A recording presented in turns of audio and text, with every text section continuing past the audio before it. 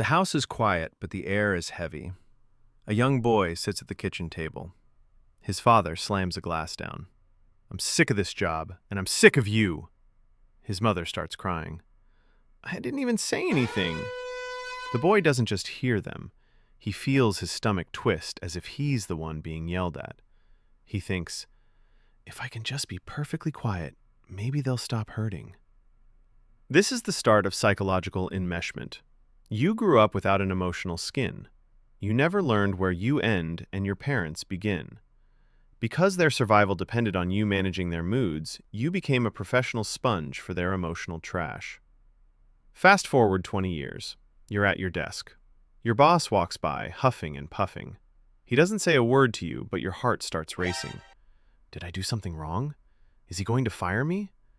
You spend the next 3 hours in a cold sweat, paralyzed by a mood that isn't even yours. You've lost your internal filter. You're skinless. Then you go home to your partner. They had a bad day at work. They sit on the couch, sighing deeply.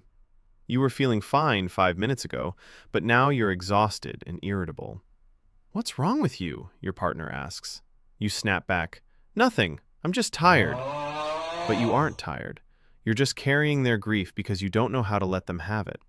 It gets worse. You start avoiding people entirely because being near them feels like being hit by a train of their anxiety. "I can't go to the party," you tell yourself. "It's too much." You think you're being empathetic. You're not. You're just enmeshed. You've become a mirror with no backing. When everyone else is hurting, you disappear. You've spent so long absorbing their storms that you've forgotten what your own weather looks like. You aren't a person anymore. You're just a collection of everyone else's leftovers.